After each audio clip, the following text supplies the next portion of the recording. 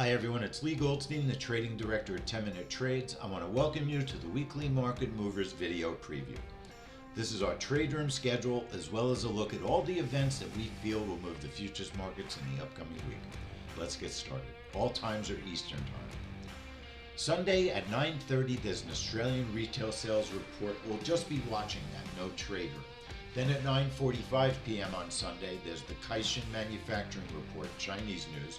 No trade room, but there will be a DMM issued, and that is a tradable report.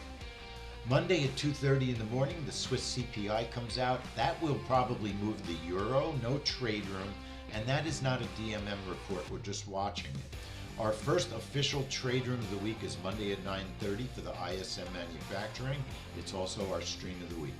Tuesday at 12:15 a.m. we'll be in the trade room for the Australia rate statement. We'll come back at 9:30 for the JOLTS report, the job openings, and then again at 4 p.m. for the API crude oil report. At 10 p.m. New Zealand has their official cash rate. That may very well move the 6 and the New Zealand dollar. Wednesday we'll be back in the room at 7:45 for the ADP report. That is a family money trade. Then we'll be back at 9:30 for ISM services and crude oil inventories. Thursday we're in the room at 8 a.m. for Canada's unemployment and Thursday unemployment claims, and we'll be back at 10 a.m. for natural gas storage.